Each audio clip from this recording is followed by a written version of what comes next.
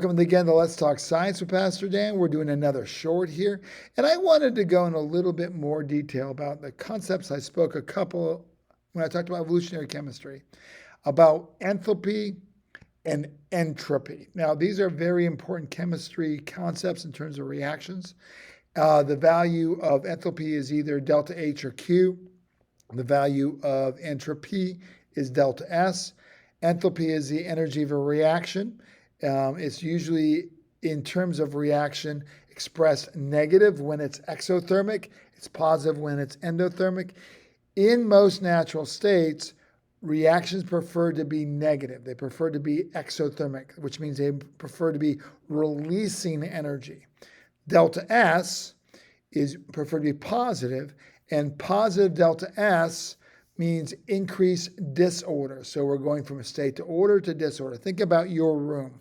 If you don't clean your room for a week, come back. What does it look like? It's going to be a mess. You physically have to apply order to it to bring it together. Now, in terms of reactions I talked before, enthalpy, reactions prefer negative, but that energy breaks apart the reactions. Most reactions generate their enthalpy on their own. And in order to have those reactions take place over time, those complex reactions that would generate life, there's too much energy to sustain the reaction naturally. It literally has to be forced. How about entropy? Well, we're talking about going from high state of order to disorder. But in the reaction, it's the opposite. We're bringing things together into high order.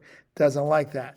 And that's what I've always told kids, that reason why I don't believe evolution is entropy, because evolution is the opposite. Now, I had a student one time to say, what about chaos theory? Remember, we talked about theory, law. Which one do you hold to? Thermodynamics, the second law of thermodynamics says we always go from a sort of order to disorder.